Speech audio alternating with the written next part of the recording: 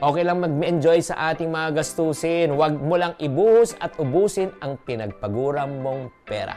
So, for me, managing your budget is just one of the foundations kung paano kayo yumaman. Kung hindi ka marunong mag-budget, na maniwala ka, mahirapan kayo yumaman. It's not how much money you make, it's how much money you keep and you manage. Ang dami pong mga advantages kung marunong ka mag-budget. The 2 magic questions bago ka bumili para hindi masira ang budget.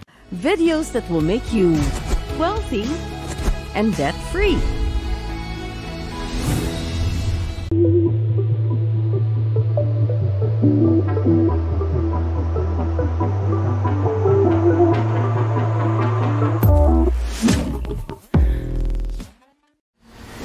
Gusto mo ba mag-invest sa stock market pero hindi mo alam kung paano? We got you! Join our monthly online class now and pwede ka na mag-start mag-invest for as low as 10,000 pesos. This is totally free for everyone. Start your investment journey with us. Click down below to register for free. Hindi ko kaya mag-budget mag-isa. Masdan mo lumuluha ang aking mga mata. Pilitin ko man ako'y nasasaktan. Ang katotohanan ay wala pa rin akong pera. Kapatid na Richard Reynoso, sinira ko ang kanta mo, mga friendship. Grabe, ang hirap talaga ng pagbabudget. Gusto nyo bang malaman kung paano pagkakasya ng kita mo? Sa video na ito, pag-usapan natin kung ano ang tunay na dahilan kung bakit nasira ang ating budget. Hi there, this is Chinkitan, your pambansang wealth coach. I teach people on how to become wealthy and debt-free. If that is your passion, this is the channel for you. So sa video na ito, pag-usapan natin advantages when you learn how to budget, disadvantages kung hindi ka marunong mag-budget, at grabe itong mga friendship, ha. Malalaman nyo ang talagang secret. Ang secret ng pagbabudget. Ay, grabe. O mami, i-reveal po, pero towards the end na yan. Kaya dapat tapusin nyo itong video na ito. So, for me, managing your budget is just one of the foundations kung paano kayo yumaman. Kung hindi ka marunong mag-budget, na maniwala ka, mahirapan kayo yumaman. It's not how much money you make, it's how much money you keep and you manage. Kahit malaki ang iyong kita, kung malaki rin ang iyong gastos, walang natitira. Tama o mali? Kung kayo naniniwala na tama, type the word tama in the comment section. Kaya para sa mga tao na gusto mo madagdagan ang iyong ipon, talaga tumami yung pera, dalawa lang diskarte po. Sulat nyo to, ha. Number 1, manage your spending. Okay? I-manage po natin paggagastos po natin para walang tagas.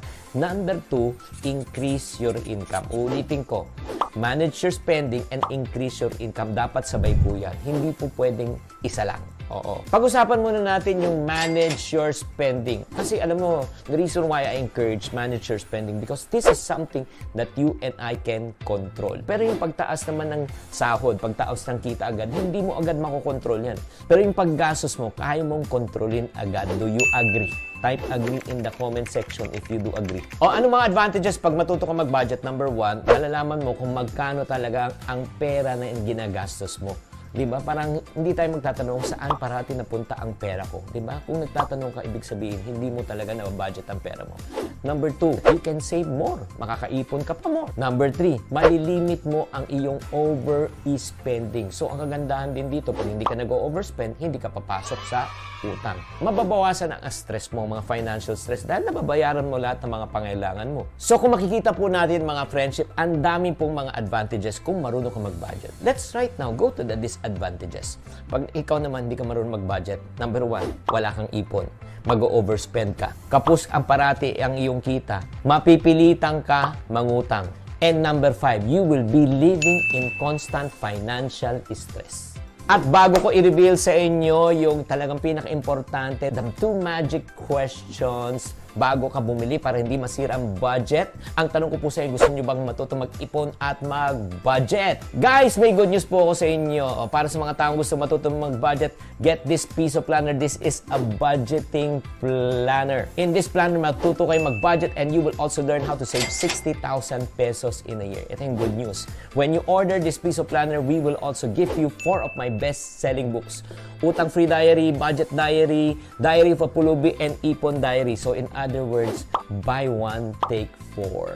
So if you are interested to get this package, all you need to do is just type piso. Type piso in the comment section right now. O ito na, i-reveal ko na po sa inyo kung ano yung 2 magic questions na kailangan tanungin natin para hindi tayo mag-over budget. Okay, bago tayo gumastos. Itanong mo na lang sa sarili mo, okay, ito ba ay patak or buhos? Ha? Ano yun? Patak. O, papaliwanag mo. Pag sinabi nating patak, konti lang mababawasan sa inyong budget at meron ka pang matitira. Ang buhos naman ay todo. Todo ng iyong budget at walang matitira. Ubos biyaya, in other words, one day millionaire. Sample, bibili kayo ng cellphone, 30,000 pesos worth. Ang sweldo mo, 15,000. Ang tanong dyan, patak ba yan or buhos? Sige, type nga sa comment section, patak ba yan o buhos? Siyempre, ang sagot dyan, buhos yan. Kasi nga, ang kita mo, 15, ang labas mo, 30. Oh, ito naman. Bibili ka ng cellphone, second hand, 2,500. Ang sweldo mo ay 15,000. Patak ba yan or buhos? Ang tawag naman dyan ay patak. Bakit? It's way below eh. Diba? Pwede mo pang pag-ipunan mga 2 buwan, 3 buwan. Patak lang po siya. Kaya nga itong patak or buhos mindset na ito ay napakasarap gamitin bago tayo ay bumili. Kaya parati pag ako bumibili, parati tinatanong ko sarili ko, ito bang bibiling kong item na ito? Patak or buhos? Okay lang mag-enjoy sa ating mga gastusin. Huwag mo lang ibuhos at ubusin ang pinagpaguram mong pera. Next time, when you buy something, my friends, tanungin mo yung sarili mo. Ito ba ay patak or ito ba ay buhos? Sana naman na-enlighten naman kayo sa session natin na ito, mga friendship. At syempre naman, nagpapasalamat tayo kay Motor Vlog de Chamba, kay Butch Valdez, at kay Ang Dating TV na marating nanonood po sa atin. Thank you very much. And don't forget to share this video to your friends. Tatandaan, ang pagyaman po ay napag-aaralan. This is Chinkitan saying, to every problem, there's always a solution. If you're not part of the solution, you're part of the problem. Always think positive. Bye.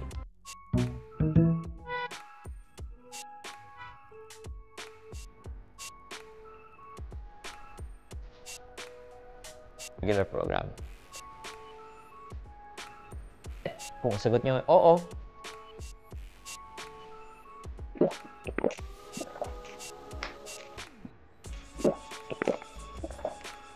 Inyo, ano po, meron tayong bag.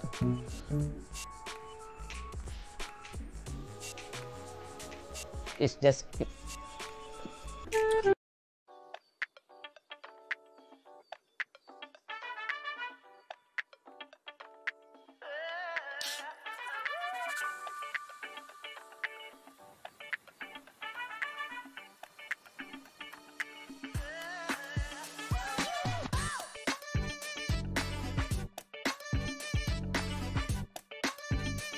Thank you for watching. If you want to suggest a topic or review that you would like me to discuss on the next video, please do comment below para mabasa po namin. Thank you very much and I'll see you on our next video. Thank you for watching.